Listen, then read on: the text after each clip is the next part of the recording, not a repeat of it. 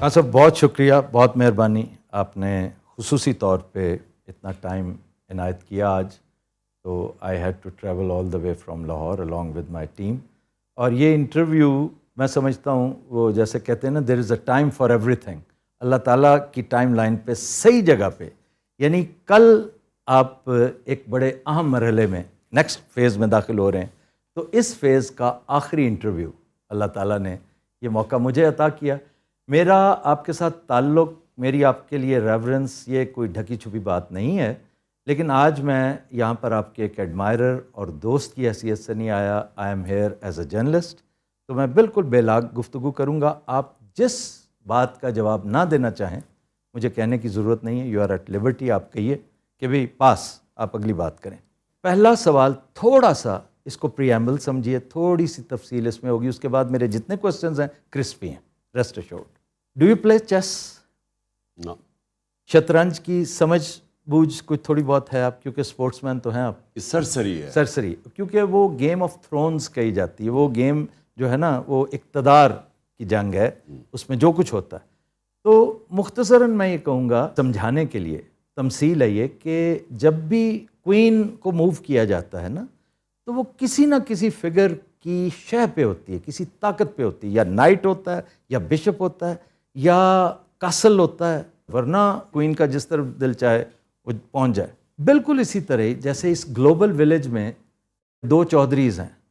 پہلے Soviet union تھا، امریکہ تھا، اب چائنا ہے along with رشیا، اور دا سول سپر پاور امریکہ.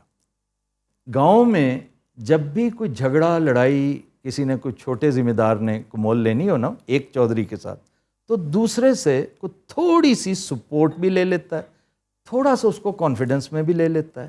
اور خاص طور پر جب دوسرے چودھری کو یہ پتہ ہو کہ بڑے چودھری کے تمام معاملات نہ صرف اس بیچارے چھوٹے ذمہ دار بلکہ میرے لیے بھی خطرے کا باعث بن سکتے ہیں. تو آپ نے اتنا بڑا نعرہ ایبسولیوٹلی ناٹ کا لگا دیا اس دوسرے چودھری کو جو آپ کے نیبرہڈ میں تھا، کانفیڈنس میں لیے بغیر.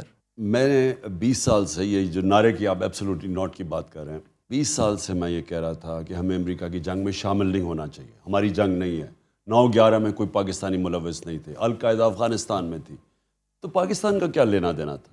اور میں نے یہ بھی کہا کہ ایک دفعہ آپ نے 80 کی دہائی میں یہ کہا جناب جہاد ہے فورن آکوپیشن کے خلاف، جب سوویٹس آئے ہوئے تھے افغانستان. اب آپ کہہ رہے ہیں کہ امریکی وہاں پہنچ گئے ہیں تو آپ کہہ رہے ہیں کہ دہشت گردی ہے. تو میں نے ان کو سمجھایا اور بولا بھی اپنی تقریروں میں، اسمبلی میں بھی میں نے بات کی کہ اگر آپ اس وقت امریکہ کی جنگ میں شامل ہوں گے تو وہ جو لوگ جن کو آپ نے تیار کیا ہوا تھا جہاد لڑنے کے لیے، ان کو آپ کیا کہیں گے کہ اب یہ دہشت گردی، وہ اگر وہ نہیں مانیں گے، اور انہوں نے نہیں مانی، اور ہوا کیا کہ وہ ہمارے خلاف ہو گئے. اور انہوں نے کہا کہ آپ امریکن کولیبریٹرز ہیں. آپ نے، انہوں نے سیدھا کہا کہ آپ نے دھوکہ دیا ہے، یعنی جہاد کے خلاف آپ چلے گئے. تو ہوا کیا، وہ بھی ہمارے خلاف ہو گئے جو گروپس تھے القاعدہ ٹائپ. ساتھ جو سارا قبائلی علاقے میں جدھر جنگ لڑی گئی تھی سوویٹس کے خلاف، جو ساری بارڈر پہ قبائلی علاقے سے ساری واردات ہوتی تھی نا افغانستان. جی جی جی. وہ جو لوگ جنہوں نے جا کے قربانیاں دی تھیں، جو جہاد لڑی تھی ہماری طرف، جو پشتون تھے، وہ بھی ہمارے اگینسٹ ہو گئے. ان میں سے لوگ ہمارے اگینسٹ، انہوں نے اپنے آپ کو طالبان کہنا شروع کر دیا. تو پاکستان کا نہ لینا نہ دینا تھا. ہم نے 80,000 اپنے لوگوں کو قربان کر دیے کسی اور کے لیے. تو میں تب سے لگا ہوا کہنے کہ ہم ہمیشہ امن میں تو آپ کا ساتھ دیں گے، لیکن ہم آپ جنگ میں آپ کا ساتھ نہیں دیں گے. اب وہ جب انہوں نے اس سے میرے سے پوچھا کہ جی آپ کو آپ بیسز دیں گے امریکہ کو، تو وہ تو میرا ایک 20 سال سے میرا بیانیہ تھا، میرا نظریہ ہے. میں سمجھتا ہوں کہ پاکستان کی ایک آزاد فورن پالیسی ہونی چاہیے. آزاد فورن پالیسی کا مطلب کہ ہماری فورن پالیسی وہ ہو جو ہمارے لوگوں کے مفادات کے لیے ہو. ہماری فورن پالیسی وہ نہ ہو جو اپنے لوگوں کو کسی اور کے لیے قربان کرو. تو میں تو یہ تو میرا ایک نظریہ ہے. میں نے جب پالیٹکس شروع کی تھی 3 میرے نکات تھے: خودداری، عدل اور انصاف، اور فلاحی ریاست، انسانیت. یہ 3 پہ میرا بیس ہے. وہ آج بھی میں وہاں کھڑا ہوں. وہ تو درست ہے. آپ نے ایک نعرہ بلند کیا، نعرہ مستانہ اسے کہنا چاہیے، لیکن آپ نے کسی کی شے بھی تو لینی تھی نا، کیونکہ آپ نے اپنے آپ کو ایکسپوز کر دیا. ہماری وہ پوزیشن ہرگز نہیں تھی آپ کو پتہ ہے کنزر کو آپ میرے سے زیادہ جانتے ہیں، یہ مصدق کے معاملات سے بلکہ اس سے بہت پہلے لیٹن امریکہ میں جو شروع ہوا، بنانا ریپبلکس میں جو کچھ ہوا، اس سارے معاملے کو ذہن میں رکھتے ہوئے آپ تاریخ کے اسٹوڈنٹ ہیں، آپ کو ان دوستوں کے ساتھ کچھ تھوڑی بہت گفت و شنید کرنی چاہیے. ایک لوک وارم، مجھے اجازت دیجیے یہ کہنے کی، کیونکہ بہرحال میں آپ کا ووٹر بھی تھا اور مجھے محسوس یہ ہوا کہ یہ ایک طرح سے فیلئر ہے آپ کی فارن پالیسی کا، کہ آپ کے پرسنل ریلیشن شپ ایسے ہونے چاہیے تھے کہ چائنا کو احتجاج کرنا چاہیے تھا کہ اس میں وہ آپ کا جو ایک نیریٹو تھا کہ بھئی یہ اس میں رجیم چینج کے شواہد موجود ہیں، چائنا نے ایسا کچھ نہیں کیا. دوسرے تیسرے دن مبارکباد دی جا رہی ہے اور وہ سارا سلسلہ. اصل میں آفتاب دیکھیں، پہلے تو یہ کلیئر ہو جائے کہ اگر میں نے اپنے ملک کی خودداری یا ساورنٹی کے اوپر میں نے سودا کرنا تھا تو اس سے بہتر ہے کہ میں نہ ہی وزیر اعظم رہوں. یہ میرے سے اگر یہ سمجھے کوئی کہ میں اپنے لوگوں کو کسی اور کے لیے قربان کروں گا، کسی اور فارن پالیسی آبجیکٹیوز کے لیے، جو اصل میں اگر آپ بیس دے دیتے ہیں، یا اگر آپ ہمیں یہ کہیں کہ نہیں جی آپ روس نہیں جا سکتے، آپ کون ہیں ہمیں کہنے والے روس نہیں جا سکتے؟ ہندوستان ان کا اسٹریٹجک ایلا ہے، وہ روس سے تیل بھی لے لے، وہ ہتھیار بھی لے لے، اور وہ آپ کا اکنامک پارٹنر بھی بن جائے اور پولیٹیکل پارٹنر بھی بن جائے، تو ہمیں وہ کہیں کہ نہیں جی آپ روس نہیں جا سکتے، چائنا کی آپ کی ریلیشن شپ زیادہ قریب ہو گئی. یہاں لائن ڈرا کرنی پڑتی ہے کہ آپ کھڑے ہوتے ہیں کہ نہیں، مجھے 22 کروڑ پاکستانیوں نے الیکٹ کیا تھا، میری ذمہ داری میرے 22 کروڑ پاکستانی ہیں، پھر میں باقی چیزوں کا سوچوں گا. میری ہمیشہ یہ سوچ ہے کہ ایک ملک جب اٹھتا ہے خودداری سے اٹھتا ہے، قومی غیرت سے وہ ملک اٹھتا ہے. کبھی بھی جوتے پالش کر کے کوئی قوم آج تک اوپر نہیں اٹھی. خان صاحب، اس معیشت کے ساتھ کیسی خودداری، کیسی غیرت، یہ سارے تو کلیشز لگتے ہیں. آپ انڈیا کی مثال دے رہے ہیں، انڈیا کی معیشت دیکھیے آج کہاں پہنچی ہوئی ہے. میری گزارش صرف یہ، کیا ہی اچھا ہوتا، آپ یہ بڑے خوش آئند اقدامات ہیں آپ کے، ہر پاکستانی آپ کو اپریشیٹ کرتا جو آپ کر رہے ہیں، ماں سوائے بیگرز کے، کہ ٹھیک ہے جناب آپ خودداری، مصلحت کوشی بڑی اچھی بات ہے، لیکن چائنا جو آپ کے بالکل ساتھ بیٹھا ہوا ہے، جس کی انسرکلمنٹ کے قصے بڑے ہواؤں میں لکھے جا چکے ہیں، آپ اس کو تو کانفیڈنس میں لیتے. دیکھیں لوک وارم ان کا آیا کہ نہیں، بس صرف اتنا بتا دیجئے. آفتاب میں آپ کو ایک بات، دیکھیں لوگ دعویٰ کرتے ہیں لا الہ الا اللہ، ہر مسلمان دعویٰ کرتا ہے، لیکن وہ بتوں کے سامنے جھک جاتا ہے. یہ سارے بت ہیں، خوف کا بت، پیسے کا بت، میں کا بت، یہ سارے بت ہیں کہ جی میں کیا اپنے نظریے سے پیچھے ہٹ جاؤں. میرا دل ہی نہیں مانتا کہ میں کسی کی غلامی کروں. میرا ہمیشہ پلان یہ تھا کہ ہم نے اب اپنے پیر پہ کھڑا ہونا ہے. ساری پالیسیز میں نے کی بیٹھ کے، اور مجھے خیر تھوڑا دیر لگی سمجھنے کے لیے، کیونکہ پہلی دفعہ گورنمنٹ میں آئے تھے، اتنے بڑے کرائسس تھے، لیکن میں یہ کلیئر تھا اپنے ذہن میں کہ میں نے اس ملک کی آمدنی میں اضافہ کر کے، حالانکہ ہم آئی ایم ایف کے پروگرام میں تھے، ہم نے اپنی گروتھ ریٹ بڑھا کے، اپنی آمدنی بڑھا کے، اپنے ٹیکسیشن بڑھا کے، اور ڈالرز ملک میں زیادہ لا کے، شروع میں اوورسیز پاکستانیز جس طرح انہوں نے ریمیٹنسز، اور پھر اپنی ایکسپورٹس بڑھا کے، یہی طریقہ تھا اپنے ملک کو پیر پہ کھڑا کرنے کا. میں یہ ہمیشہ یہ بھی سمجھتا تھا کہ اگر ہم کسی اور کی جنگ میں شرکت کریں، یہ ہماری ترقی رک جاتی ہے. یعنی آپ ترقی نہیں کر سکتے. آپ جب وار آن ٹیرر تھی، یا کرکٹ ٹیمز ہی نہیں آتی تھی، چھوڑیں کہ انویسٹر آنے پاکستان میں، پاکستان کو انہوں نے کہا most dangerous place in the world. یعنی ہم نے ان کی جنگ میں شرکت کر کے اپنا ملک کا تباہی کر کے رکھ دی. اور کیا ملا اینڈ میں پھر یہ کہتا ہوں، دیکھیں اپنی قوم سے پوچھتا ہوں ملا کیا ہمیں اسے؟ اور جھاڑے ڈو مور کا انہوں نے ذلیل کیا کہ جی یہ دوگلے ہیں، یہ ہیں. یعنی مجھے بحیثیت پاکستانی اتنی شرمندگی ہوئی. تو میں اینڈ میں یہ بات کہتا ہوں، میرے دل میں یہ بات ہے کہ آپ کمپرومائز کرتے رہیں ایک لمٹ تک. جدھر آپ یہ سمجھتے ہیں کہ آپ کا ضمیر ہی نہیں مانتا، میرا تو ایمان ہی نہیں مانتا کہ میں جا کے جی اس طرح کھڑا ہو جاؤں ان کے سامنے. ہندوستان کھڑا ان کے سامنے. ہاں ہمارے اس وقت اکنامک سچویشن فریجائل ہے ہمارے زمانے میں. اب تو انہوں نے بیڑا غرق کر دیا نا. اب تو خیر اور بات ہے نا. ہمارے زمانے میں میں نے نیوٹرلز کو سمجھایا بھی تھا کہ یہ بڑی مشکلوں سے ہم نے اکانومی سنبھالی ہوئی ہے، کیونکہ ایک کرونا آ گیا، کرونا کے آفٹر افیکٹس آ گئے، کموڈٹی سپر سائیکل آ گیا، انرجی کی قیمتیں بڑھ گئیں، ہمارے پاس فارن ایکسچینج کے ریزروز کم تھے. تو بڑی مشکلوں سے ہم نیویگیٹ کر رہے تھے اس میں سے. تو میں نے جب مجھے پتہ چلا سازش ہو رہی ہے, میں نے نیوٹرلز کو سمجھایا, شوکت ترین کو بھی بھیجا سمجھاؤ کہ دیکھیں اگر اس وقت آپ نے یہ سازش کو کامیاب ہونے دیا تو یہ سارا بکھر جائے گا. یہ بڑی مشکلوں سے ایک مارکیٹ کا آج کانفیڈنس ہے, اگر آپ نے ہلایا تو یہ سنبھال آپ نہیں سمجھیں گے. میں نے یہ ایگزیکٹلی میں نے کہا ٹیل اسپن میں چلی جائے گی آپ کی اکانومی, کیونکہ ہمارے پاس اتنے ریزروز نہیں ہیں. جو آپ نے ہندوستان کی بات کی, ہندوستان کے پاس ریزروز ہیں, لیکن میں پھر بھی یہ سمجھتا ہوں کہ امریکہ سے میں جانتا ہوں ان سے کیسے بات کرنی ہے, میں ان کی سمجھتا ہوں سائیکی.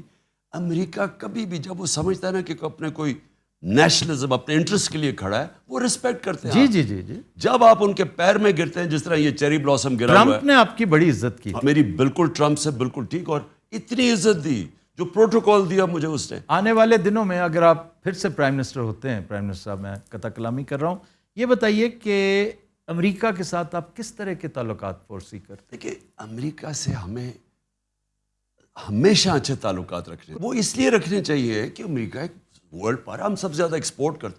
ہمارے جو سب سے امیر پاکستانی ہیں وہ امریکہ میں بیٹھے ہوئے ہیں, جو اوورسیز امریکہ کی جو پاکستانی کمیونٹی ہے وہ سب سے امیر کمیونٹی ہے پاکستانی. ٹرو. تو ہمیں تو ہمیشہ, لیکن دیکھیں اچھے تعلقات اور غلامی میں بڑا فرق. جی جی جی. جو وہ میرے سے چاہ رہے تھے نا, وہ غلامی چاہ رہے تھے کہ آپ روس نہ جائیں, آپ جی یہاں بیسز دے دیں. میں اس چیز کے لیے, آپ کو یقین تھا کہ جنگ نہیں ہوگی یوکرائن میں؟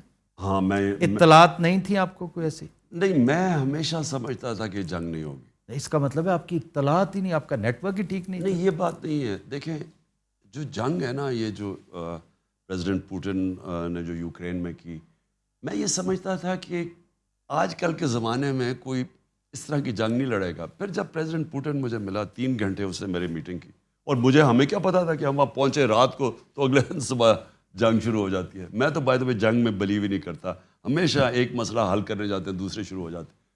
لیکن وہ اس نے پھر مجھے 1 گھنٹہ سمجھایا نقشے سامنے رکھ کے کہ کیوں اس نے یہ کیا. اس نے کہا میں بار بار ان کو بتاتا رہا کہ یہاں نہ آؤ, یہ ہمارے نیشنل انٹرسٹ ہے, کیا ضرورت ہے آپ کو نیٹو کو ہمارے بارڈر پہ آنے کی. اس کا یہ نیریٹو تھا, وہ مغرب کا دوسرا نیریٹو ہے. ٹھیک. ہمیں کیا ضرورت ہے ہم کسی کی سائیڈ لیں, آپ کے ہم کسی نیوٹرل رہیں. خیر خواہ نے نہیں بتایا کہ فی الحال نہ جائیں؟ اصل میں وہ سارے اسٹیک ہولڈر سے ہم بات کر کے گئے تھے, بلکہ میں نے صبح نیوٹرلز کو بھی کال کیا تھا جانے سے پہلے, اور انہوں نے کہا ہم سب نے ڈسکس کیا ہے یہ ٹھیک ٹائم ہے جانے کا, اب کینسل نہیں کر سکتے. اور پھر وہ کیونکہ ہمیں روس کی ضرورت ہے, ہمیں ضرورت تھی تیل کی, ہمیں ضرورت تھی گندم ان سے خریدنی تھی, گیس ان سے لینی تھی, ضرورت تو ہمیں ان سے, فوج کو ان کی ملٹری ہارڈ ویئر لینا تھا, تو ضرورت تو ہمیں تھی. یہ شاہ محمود قریشی صاحب کو کوئی انویٹیشن آئی ہے چائنا سے؟ جی, بلکہ ترکی اور چائنا دونوں سے انویٹیشن آئی.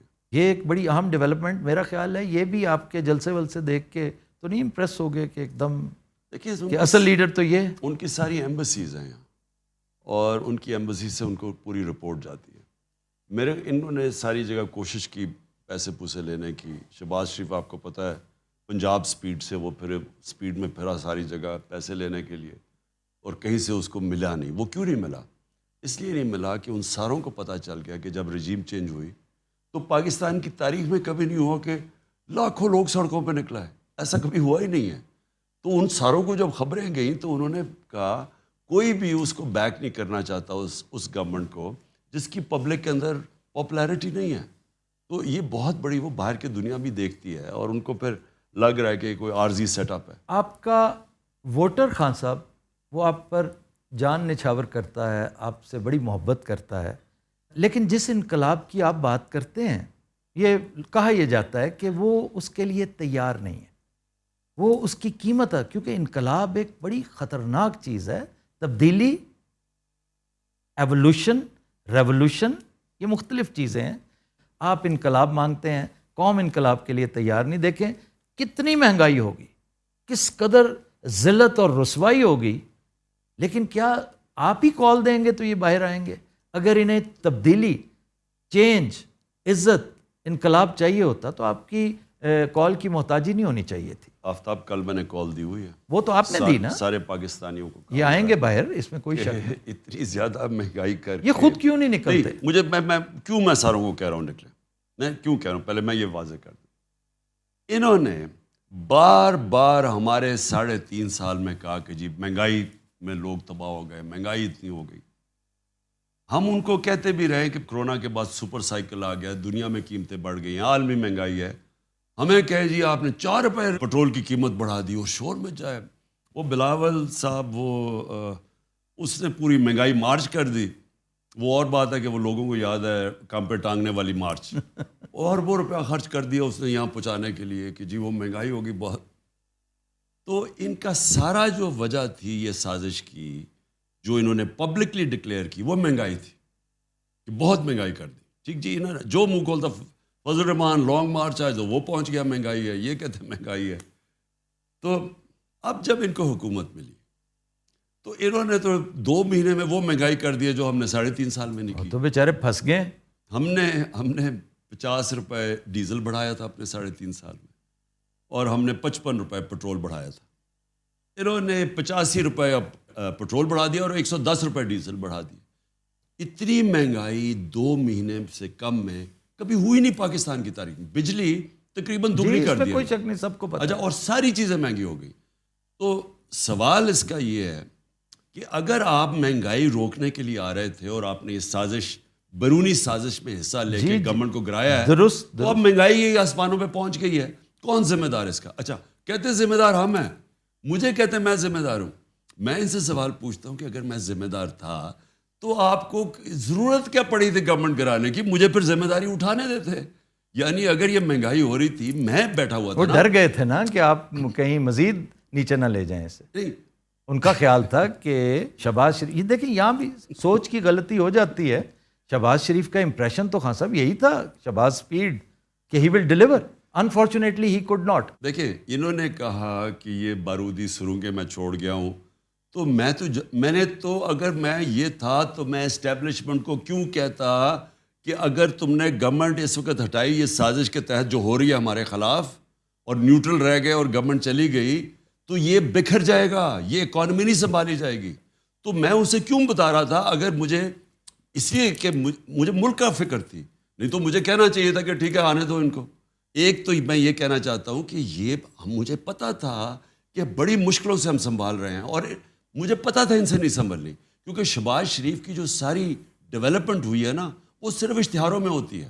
اشتہار اٹھاتے تھے تو ادھر ایک طرف نواز کی تصویر، ایک طرف شہباز کی. 50 ارب روپے کے اشتہار دے دیے کہ یہ کر دیا، وہ کر دیا، وہ کر دیا. تو وہ آج قوم کے سامنے، میں اللہ کا شکر ادا کرتا ہوں، وہ سچ کا خدا ہے، الحق ہے، اس نے سب کے سامنے لے آیا کہ جس وہ 7 بجے صبح اٹھ کے کام پہ پہنچ جاتا ہے شہباز شریف. اب وہ 7 بجے اٹھ کے کام پہ پہنچنے سے اگر ملک ٹھیک ہو جاتا تو بسم اللہ، 7 بجے اٹھ جاتا. میرا مالی 6 بجے اٹھتا، صبح شروع ہو جاتا ہے کام کرنے. اگر یہی کرائیٹیرین ہے کہ اس نے ملک ٹھیک کرنا تھا، آج سارے اکنامک انڈیکیٹرز، آج پاکستان کی موڈیز نے ہمیں ڈاؤن گریڈ کر دیا نیگیٹو پہ. آج وابڈا، جس پہ ساری ہماری ڈیمز کے پروجیکٹ ڈپینڈ کر رہے ہیں، وابڈا جس کو انٹرنیشنل لونز مل رہے تھے، اس کی کریڈٹ ریٹنگ ڈاؤن گریڈ ہو گئی ہے مائنس، جس کا مطلب اس کو لونز نہیں ملیں گے، جس کا مطلب ہمارا جو 50 سال کے بعد ہم ڈیمز بنا رہے تھے وہ پروجیکٹ خطرے میں چلا گیا. آج جو ہماری انفلیشن ہے، جو مہنگائی ہے، وہ جب لیٹسٹ فگر آئی ہیں یہ تقریباً 30% پہ پہنچ گئی ہے. اور 30% کا مطلب کہ تقریباً لوگوں کی سب چیزیں دگنی ہونے والی ہیں. اور ابھی جو روپیہ گرا ہے 30 روپے ڈالر مہنگا ہوا ہے، یعنی روپیہ 30 روپے ڈالر کے بنسبت گرا ہے. اس کا کیا مطلب ہے؟ اس کا مطلب ہے کہ ابھی مزید اور طوفان آنے والا ہے مہنگائی کا، کیونکہ جیسے جیسے یہ اس کا افیکٹ جائے گا ڈیویلیویشن کا، تو ساری چیزیں جو ہم باہر سے لیتے ہیں وہ اور مہنگی ہو جائیں گی. خان صاحب، خرم دستگیر نے جو گفتگو کی ہے اس سے سرزد ہوگی ہے، جو اس نے جو بادشاہی کی ہے اس حوالے سے. خرم دستگیر نے سچ بول دیا ہے، جو کہ میں پہلے دن سے سرزد ہوا ہے اس سے. جب میں گورنمنٹ میں آیا تھا، آپ میری پہلی تقریر سن رہے ہیں جب انہوں نے مجھے بولنے نہیں دیا، اور مجھے پتا تھا بلیک میل کر رہے ہیں، اور میں نے پہلے دن کہا کہ جو مرضی کر لو میں تمہیں NRO نہیں دوں گا. پہلی میری تقریر تھی اسمبلی کے اندر، انہوں نے مجھے شور مچا دیا، بات نہیں کرنے دی، بلیک میل کر رہے تھے. نہیں، میں جب سے آیا ہوں ان کا صرف ایک کوشش تھی کہ کسی طرح NRO دے دو. مشرف نے ان کو NRO دیا اپنی کرسی بچانے کے لیے. جنرل مشرف نے کیوں NRO دیا کیونکہ جب اس کو خطرہ ہوا کہ ایک وہ وکلا کی موومنٹ چل پڑی ہے، اور دوسری چیز امریکنوں نے کونڈولیزا رائس نے بیٹھ کے بے نظیر اور جنرل مشرف کی میٹنگ کروائی اور این آر او دلوایا، ریکنسیلیشن اور این آر او دلوایا، اور دونوں نے ان کے سارے کرپشن کے کیسز معاف ہو گئے جو انہوں نے دو دفعہ ان کی گورنمنٹ کرپشن پہ گئی تھی، وہ سب معاف ہو گئے، یہ پھر سے آ گئے۔ اس کے بعد 10 سال انہوں نے پھر لوٹا، کیسز ان کے بنے ان کے دور پہ، 95% کیسز تو ان کے دور کے کرپشن کے بنے ہوئے تھے، اور میرے پہ پہلے دن سے شروع ہو گیا کہ این آر او دے دو۔ میں ان کو کہا، میں نے کہا گورنمنٹ چلی جائے گی، میں کبھی تمہیں این آر او نہیں دوں گا۔ اور وہ انہوں نے جو آج فیٹف کے اندر پاکستان انشاءاللہ نکل جائے گا، میں آپ لوگوں کو ریمائنڈ کروا دوں کہ انہوں نے جب ہم نے لیجسلیشن فیٹف کے لیے اسمبلی میں رکھی تو انہوں نے کہا ہم تب پاس کریں گے جب ہمیں این آر او دو، نیب کو ختم کرو، جو آج انہوں نے نیب کو کیا۔ انہوں نے تب مجھے بلیک میل کرنے کی کوشش کی، میں تب بھی اڑ گیا، میں کہا جو بھی کرو گے میں نے تمہیں این آر او نہیں دینا، کیونکہ یہ ملک سے غداری ہے۔ آپ بڑے بڑے ڈاکوؤں کو اربوں روپے کی کرپشن معاف کر رہے ہیں، جیلوں میں بیچارے چھوٹے چور، بھینس چوری، موٹر سائیکل، وہ سارے جیلوں میں گل سڑ رہے ہیں، جن کی چوری سے ملک کو کوئی فرق نہیں پڑتا، ان کی چوری سے ملک تباہ ہو جاتا ہے۔ اور آپ پہلے اربوں روپے چوری کرتے ہیں، پھر باہر ملک سے بھیجتے ہیں، دگنا نقصان کرتے ہیں، ڈالرز کے اوپر روپے پہ پریشر ڈالتے ہیں، تو لہٰذا میں نے تو کبھی نہیں ان کو دینا تھا۔ خرم دستگیر کے منہ سے اب آ گیا کہ ہم نے اس لیے یہ کیا ہے کہ عمران خان نے اور ججز رکھ کے تو ہمارے جو کیسز ہیں وہ جلدی بھگتانے تھے اور ہم نے جیلوں میں چلے جانا تھا، اس لیے ہم نے اس کو ہٹایا۔ خرم اگر آپ کا وزیر ہوتا تو اس قصور پہ آپ کیا کرتے؟ سیک کر دیتے؟ نہیں، میں خرم کو کہتا کہ شکر ہے آپ میں سچ بولنے کی طاقت آ گئی، یہ تو بڑا اچھا ہے، کیونکہ آپ شاید آپ کا ضمیر جاگ گیا کہ آپ نے یہ لوگوں کا بھی سوچا ہے جن کو لوٹ لوٹ کے آپ نے 30 سال سے اس ملک کو مقروض کیا ہے۔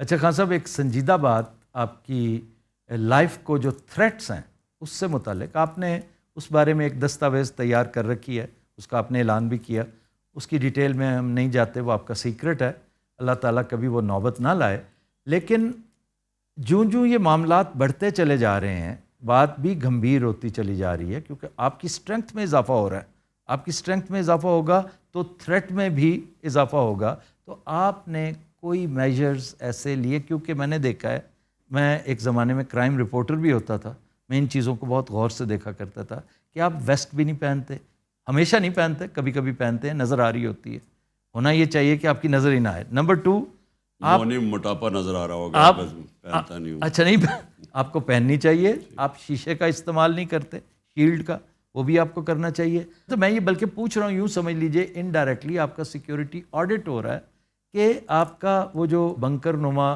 آپ کا ایک ٹریلر ہے وہ بھی بام پروف ہونا چاہیے، اور کیونکہ خان صاحب جو آپ کے ارد گرد لوگ ہیں، آپ کے چاہنے والے، آپ کے اوپر فدا ہیں، وہ فدائین بیچارے، ان کا کیا قصور ہے؟ آپ تو بے خوف ہیں، لیکن میئرز لینے میں تو کوئی حرج نہیں۔ دیکھیں آفتاب، جن لوگوں نے پوری سازش کی تھی اور ہٹایا تھا مجھے، وہ یہ سمجھ رہے تھے کہ جیسی ہٹایا تو یہ مٹھائیاں بنٹیں گی، پورے ان کا تھا کہ ماحول تو بنایا ہوا تھا کہ ملک تباہ ہو گیا۔ یہ وہ اور بات ہے کہ اکنامک، پاکستان کی اکنامک سروے کی جو فگرز آئی ہیں اس میں اس طرح کی پرفارمنس 30 سال میں کسی گورنمنٹ کی نہیں ہوئی، آخری 2 سال میں جو ہماری تھی، اس کے کہ یہاں کرونا بھی ہوا، یہاں سارے چیلنجز ہوئے، یہاں انٹرنیشنل پرائسز بڑھے، تو سب کے باوجود آخری 2 سال میں جو پرفارمنس، تو انہوں نے پورا ماحول بنایا ہوا تھا کہ جی تباہ ہو گیا ملک اور یہ نااہل ہے اور وغیرہ وغیرہ۔ وہ یہ سمجھ رہے تھے کہ جیسی میں مجھے ہٹائیں گے تو یہاں لوگ مٹھائیاں بانٹیں گے۔ جب بھی ان کی گورنمنٹ جاتی ہے بے نظیر اور نواز کی جو 90s میں اور اب بھی، تو لوگ خوشیاں مناتے ہیں۔ جب پبلک نکل آئی اور پبلک انہوں نے دیکھا کہ پبلک ساتھ کھڑی ہے، پھر جلسے، تاریخی جلسے ہوئے، پبلک آ گئی اس میں، تو تب ایک پلان بنا بی، اور مجھے پتہ چل گیا، وہ بند کمرے میں فیصلہ کیا گیا کہ اب اس کو فارغ کیا جائے۔ تو میں نے اس کے لیے صرف، کیونکہ آپ اس کو روک تو نہیں سکتے، لیکن کیونکہ مجھے پتہ چل گیا، میں نے ایک ویڈیو اس کی ریکارڈ کروائی ہے، میں نے وہ محفوظ جگہ پہ پہنچا دی، اور اس میں نے سارا بتایا کہ سازش میں کون کون ملوث ہے اور یہ کس کی سازش ہے، تاکہ میری قوم کم از کم ان سے جواب طلب کرے۔ دیکھیں، آپ اپنی سیکیورٹی ایک حد تک کر سکتے ہیں، اس کے بعد آپ کی کتنی آپ سیکیورٹی کر سکتے ہیں؟ بہت مشکل ہے. اور یا تو آپ پبلک میں نہ نکلیں. ابھی ہمارے الیکشنز ہو رہے ہیں, ہم نے یہ بائی الیکشنز ہیں پنجاب میں, اس میں شرکت کروں گا, اور پبلک میں تو نکلنا پڑتا ہے. ایک حد تک آپ پوری کوشش کرتے ہیں اپنے آپ کو سیکیور کرنے کی.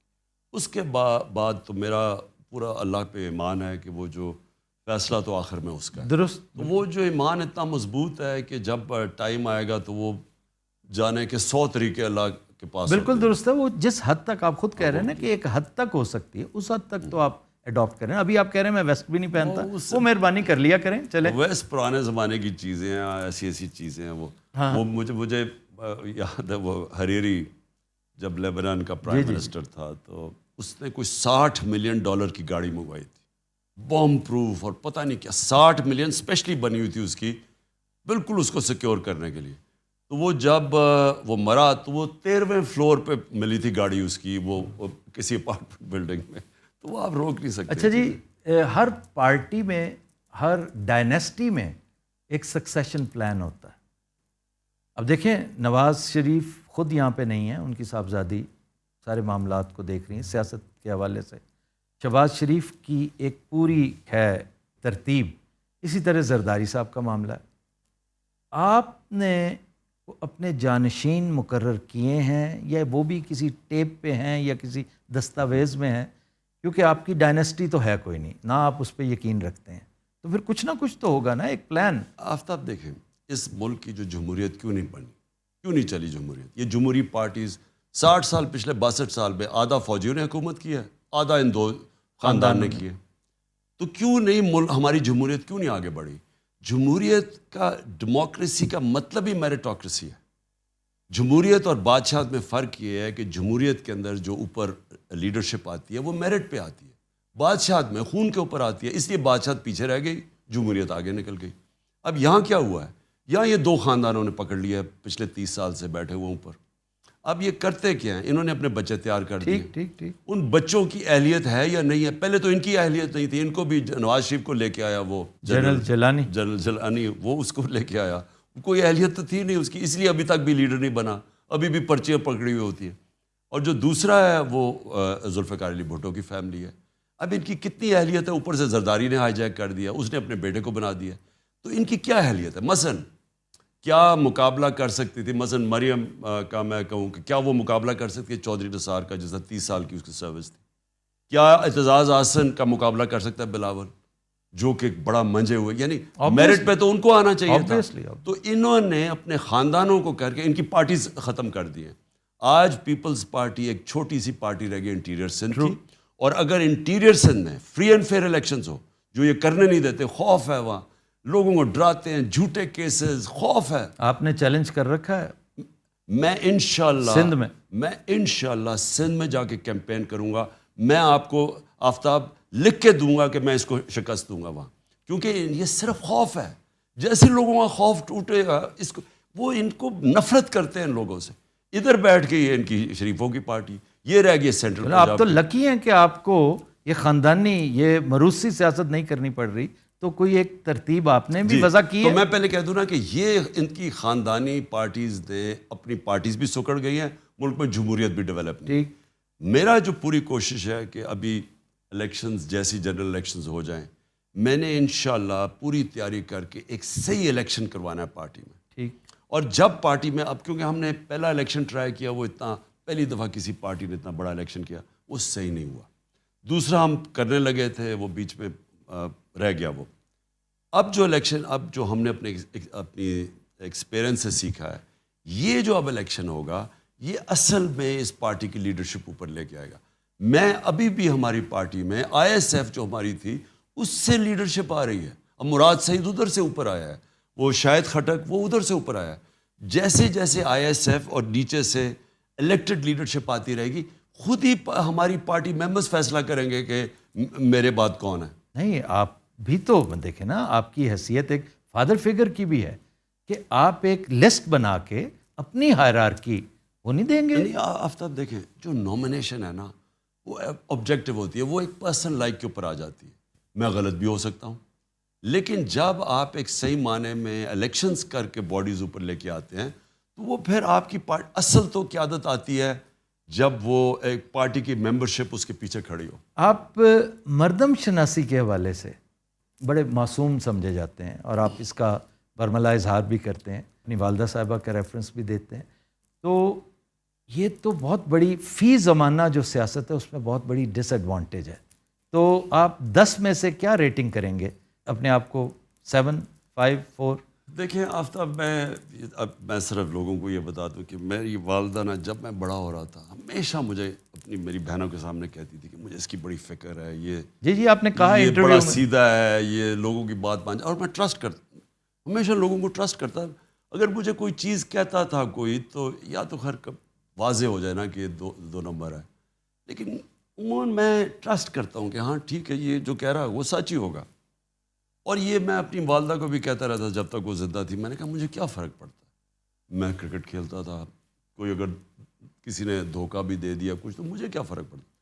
لیکن جو 3.5 سال میں نے پاور میں رہا ہوں, سفر کیا آپ نے بہت زیادہ. میں سمجھتا ہوں کہ یہ پہلی دفعہ میں نے ریئلائز کیا کہ بہت بڑی کمزوری ہے آپ کی. یس. جب آپ لوگوں کو ٹرسٹ کر دیتے ہیں نا, دیکھیں اس میں تو پہلے تو مجھے نقصان ہوتا تھا نا, لیکن اس میں ملک کو نقصان ہوتا ہے. ٹھیک. لہٰذا جو میں نے 3.5 سال میں سیکھا ہے, یعنی میں نے اپنی زندگی میں نہیں سیکھا جو ان 3.5 سال میں سیکھا. آپ نے کوئی اس کا سدباب بھی کیا ہے کہ نہیں؟ کوئی مردم شناسی کے لیے کوئی چھوٹا سا ہلکا احباب بنائیے, کیونکہ آپ کی معصومیت سے ناجائز فائدہ تو لوگ اٹھاتے رہیں گے, اور آپ ان 2 سالوں میں چالاکی وہ نہیں سیکھ سکتے, وہ آپ کے اندر نہیں ہے. نہیں, چالاکی تو نہیں سیکھ سکتا, لیکن آفتاب میں آپ کو ایک بات بتاؤں کہ پہلے جو ہوتا تھا نا, میں بڑی, یا تو مجھے کوئی کنونس ہو جانا کہ یہ 2 نمبر آدمی ہے, لیکن میں فیصلے کر لیتا تھا. اب میں نے ایک سسٹم اپنے ذہن میں بنایا ہوا ہے کہ میں نے جب تک مجھے ویریفیکیشن, ایک انگریزی کا ورڈ ہے ڈیو ڈیلیجنس, جب تک وہ میں نہیں کروں گا میں اب فیصلہ نہیں کرتا. یہ آپ نے شوکت ترین سے لیا ہوگا, کیونکہ بینکرز ڈیو ڈیلیجنس ضرور کرتے ہیں. نہیں, جو پوزیشن جب آپ پرائم منسٹر یا منسٹر بن جاتے ہیں تو آپ کو ضرور کرنی چاہیے, کیونکہ نقصان آپ کو نہیں ہوتا, آپ اپنے ادارے اپنے ملک کو نقصان پہنچاتے ہیں. اچھا, آن اے لائٹر نوٹ, لوگ جو آپ کے کرٹکس ہیں, جو پسند بھی کرتے ہیں نہ چاہتے ہوئے بھی, شاید آپ کے ووٹرز بھی ہوں, وہ کہتے ہیں کہ آپ کے اندر وائٹامن آئی بہت ہے, تو اس کی کیا وجہ ہے؟ اس کا مطلب کیا ہے؟ اس کا مطلب کیا تکبر ہے؟ جی, کیا آپ مطلب ہے کہ اپنے آپ کو ہمیشہ, جیسے پہلے کہا جاتا تھا کہ جس میں اب میں واضح تبدیلی دیکھ رہا ہوں, میں خود کہا کرتا تھا کہ خان صاحب میں وہ جو ایک ڈیوائن رائٹ والی بات ہے نا, کہ وہ کہتے ہیں نہیں جناب, میں اگر بہت اعلیٰ کرکٹر ہوں یہ میرا ڈیوائن رائٹ تھا, میں اگر شہزادہ ہوں کرکٹ کا یہ میرا ڈیوائن رائٹ تھا, میں اگر سب سے زیادہ پاپولر پالیٹیشین اور پرائم منسٹر ہوں یہ میرا ڈیوائن رائٹ ہے. تو اس لیے آپ کے بارے میں لوگ کہتے ہیں کہ آپ آئی ایم دا ون, آئی, تو وہ زیادہ آپ کے ہاں. آفتاب میں آپ کو بتاؤں, یہ آئی کس میں آتا ہے؟ یہ ایکچولی ڈیوائن رائٹ والوں پہ آتا ہے, کہ جو سمجھتے ہیں کہ میں جی کیونکہ میں نواز شریف کی بیٹی ہوں تو میرا ڈیوائن رائٹ ہے, اور میں اپنے آپ کو سمجھتی ہوں کہ مجھے کسی کی ضرورت ہے مجھے پوچھنے کے لیے کہ پیسے کدھر سے آئے, کیونکہ میرا تو ڈیوائن رائٹ ہے. یا وہ بلاول, اس نے کہا کہ اگر نیب نے کسی چیز پہ بلایا, کہتا کہ اگر مجھے نیب بلائے گی تو میں یہ کر دوں گا. یہ ڈیوائن رائٹ ہے. جو آدمی اپنے پیر پہ اسٹرگل کر کے پہنچتا ہے وہ کبھی یہ نہیں کہتا ڈیوائن رائٹ ہے. جو بھی اسٹرگل کر کے, مثلا آپ نے اگر ملک میں اپنے ملک کے ٹاپ کھلاڑی یا ٹاپ 11 کھلاڑیوں میں آنا ہے تو اس کا ایک بڑا لمبا پروسیس ہے اسٹرگل کرنے کا. اس میں ماریں کھاتے ہیں, گرتے ہیں, چڑھتے ہیں. وہ جب ادھر آپ پہنچتے ہیں پھر وہ اپنے آپ کو وہاں رکھنا وہ سارا اسٹرگل ہے. پھر ایک ہاسپٹل, یا جب شروع کیا کینسر ہاسپٹل, اور اب نمل یونیورسٹی, القادر یونیورسٹی ہے, یعنی 2 یونیورسٹیز شروع, اب دوسری شروع ہے. یہ ایک بہت بڑی اسٹرگل ہے. اور پھر پولیٹکس کے اندر 2 پارٹی سسٹم میں 0 سے شروع کر کے 14 سال مذاق اڑنا پولیٹکس میں ہے, وہ ایک بہت بڑی اسٹرگل ہے. تو جو اسٹرگل کرتا ہے نا وہ کبھی ڈیوائن رائٹ نہیں سمجھتا, کیونکہ آپ کی اونچ نیچ ہوتی ہے نا. اسٹرگل آپ جب کرتے ہیں تو وہ ایسے نہیں, آپ کبھی گرتے ہیں پھر اوپر جاتے ہیں پھر گرتے ہیں. تو جو نیچ ہوتی ہے نا جب آپ گرتے ہیں وہ آپ کو ایک بڑا زبردست ایجوکیشن دیتی. اصل زندگی میں نے جب سیکھا ہے, مشکل وقت نے سکھایا, جب آپ برا وقت ہو. تو اگر میں آپ مجھے یہ کہنا کہ آئی ہوتا نہیں ہے. اور پھر ایک اور اس کے اوپر چلے جائے, تکبر جو ہوتا ہے, تکبر اصل میں آئے ہوتا ہے تکبر کہ میں کچھ ہوں. تکبر وہ آدمی جس میں اللہ میں ایمان ہوتا ہے نا, اس میں تکبر آ ہی نہیں سکتا. کیونکہ وہ یہ جب آپ کہتے ہیں نا میں نے یہ کیا, اس کا مطلب آپ نے اللہ کا جو رائٹ ہے وہ ڈینائی کر دیا. میں نے جتنی زندگی میں مارے کھائی ہیں, کسی نے, میں آپ کو یقین دلاتا ہوں, کسی نے اتنی دفعہ گرا نہیں ہے جتنا میں گرا ہوں. اونچ سے نیچے آتا تھا پھر وہ کھڑا ہوتا. تو اس میں جو سب سے بڑا سبق میں نے سیکھا کہ کوشش انسان کی کامیابی اللہ دیتا ہے. آپ جو مرضی کر لیں, آپ محنت جتنی مرضی کر لیں, جب تک اوپر والے کا حکم نہیں آپ کامیاب نہیں ہوتے. تھوڑا سا اسٹریٹجک کوشچن, جتنی پاپولیرٹی اللہ تعالیٰ نے آپ کو عطا کی ہے, جس طرح نظر آ رہا ہے, میں نے اپنی آنکھوں سے, میں نے ذوالفقار علی بھٹو کی پوری مہم دیکھی ہوئی ہے. میں بہت چھوٹا تھا لیکن میرے والد چونکہ پیپلز پارٹی کے فاؤنڈنگ ممبرز میں سے ایک تھے, تو ہم نے غور سے دیکھا ہے یہ اس کو ایک طرح سے سرپاس کر گئی ہے آپ کی پاپولیرٹی. اور جو لوگوں کا بھی بیانیہ ہے نا کہ آپ کے ساتھ زیادتی ہوئی ہے, کچھ لوگ ایسے ہی خام خواہ آ کے کھڑے ہو گئے ہیں آپ کے ساتھ, تو آپ کو اتنا زیادہ تشکر اور سرشاری کی کیفیت جو اللہ تعالیٰ نے آپ کو عطا کر رکھی ہے, اس کے بعد میٹر کرتا ہے کہ آرمی چیف کوئی بھی ہو, جو مرضی آ جائے. آپ یقین کریں میرے کبھی ذہن میں بھی آرمی چیف نہیں آیا. میں نے تو کبھی سوچا ہی نہیں آرمی چیف کا. اب تو اکا ہی نہیں آنا چاہیے, کوئی بھی ہو. میں تو بات کر رہا ہوں جب میں پرائم منسٹر تھا, میں نے تو کبھی سوچا یہ سارا یہ جو وہ دستگیر وہ ہو جی نومبر میں آرمی چیف بٹھانا تھا, یہ وہ لوگ کرتے ہیں جو کنٹرول کرنا چاہتے ہیں, جو اداروں کو کنٹرول کرتے ہیں, جو فوج کو کنٹرول کرتے ہیں. جنرل فیض کو بہت ایسوسیٹ آپ کے ساتھ کیا جاتا تھا, وہ آپ کے ساتھ کچھ ضرورت سے زیادہ پیار محبت کا اظہار کرتے رہے, بعض لوگوں کو بدہضمی ہوتی تھی. آفتاب یہ فیکچولی غلط ہے. جنرل فیض تھا I S I chief. I S I chief کو ہوتا ہے پرائم منسٹر سے ڈائریکٹ ریلیشن شپ اس کی. میں تو اور کسی فوجی کو جانتا ہی نہیں تھا, میں تو کسی اور جنرل کو نہیں جانتا تھا, میری تو ان سے انٹریکشن کسی سے نہیں ہے. بلکہ میرا تو یہ تھا کہ جنرل باجوہ کو میں نے کہا تھا کہ آپ مجھے ریکمینڈ کریں کیونکہ آپ کی فوج ہے, آپ جانتے ہیں. یہ جو خوف تھا مخالفین کو کہ جناب میں کوئی سفارش کر کے کوئی لاؤں, کیونکہ مجھے کوئی ڈر ہے کہ جی اگر آرمی چیف میرا نہ ہوا تو پتہ نہیں ملک کی چلے. یہ نواز شریف ٹائپ لوگوں کو فکر ہوتی ہے, انہوں نے کرپشن کی ہوتی ہے, ان کو ڈر سارا وقت ہوتا ہے کہ ان کے پیسے نہ پکڑے جائیں, ان کو ایک آرمی چیف چاہیے جو ان کی سارا وقت ساتھ کھڑا ہو, بلکہ وہ چاہتے ہیں جو فوج ہے وہ پنجاب پولیس بن جائے.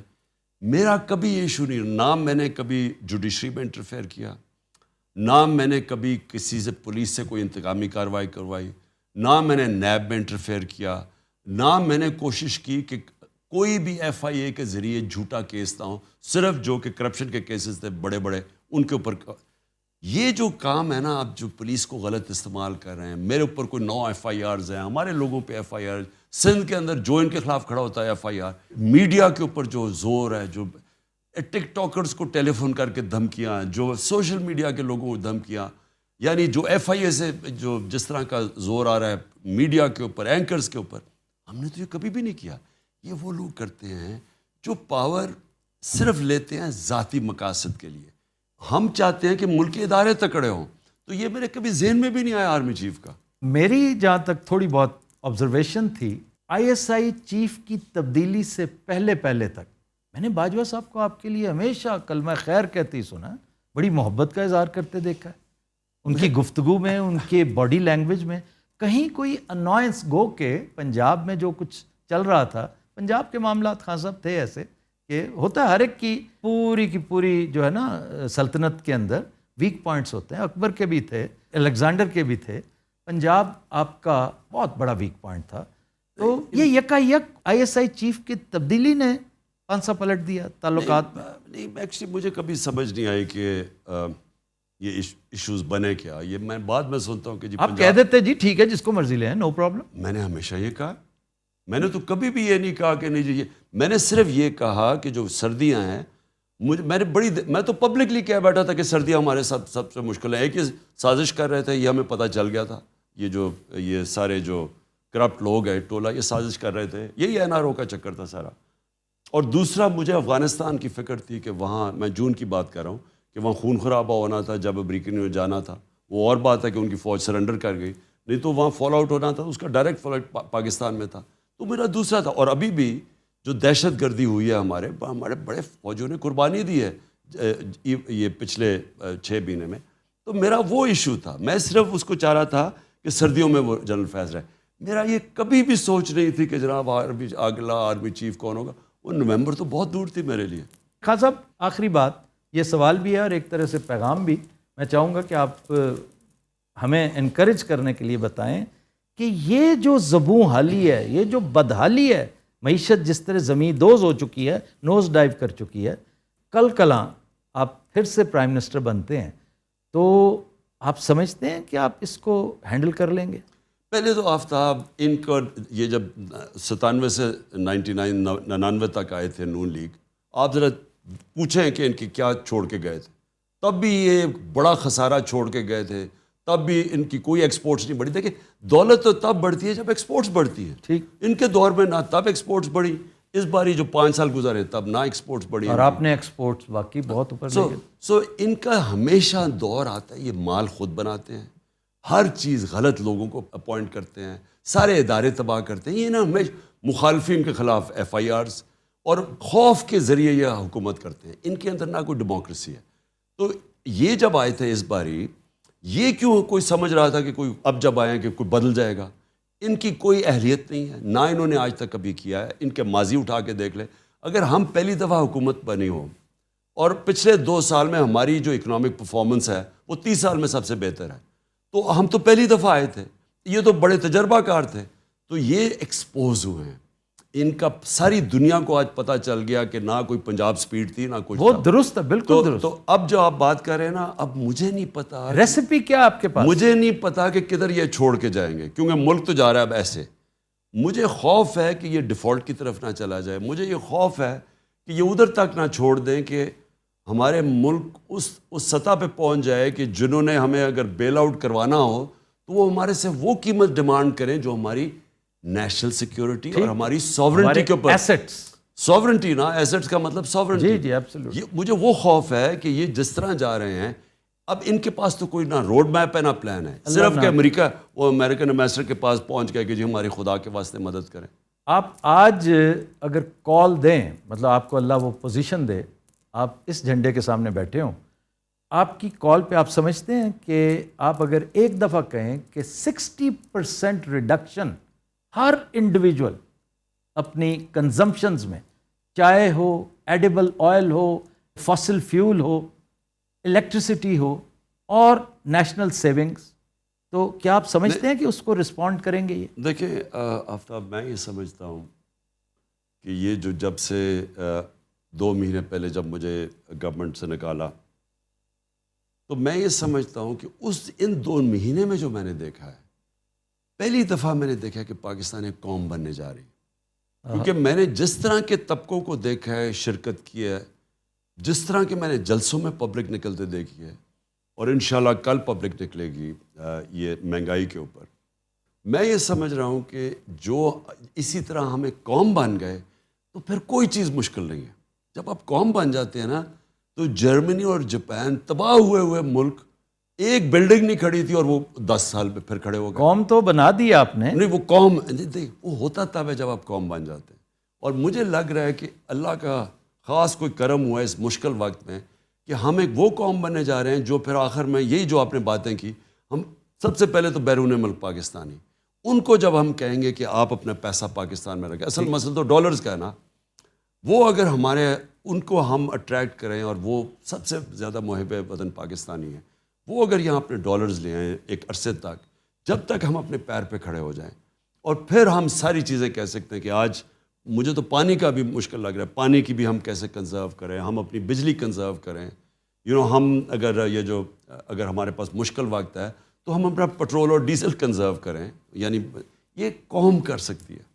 خان صاحب بہت شکریہ، بڑی مہربانی، بہت دلچسپ، بڑی مزیدار گفتگو تھی.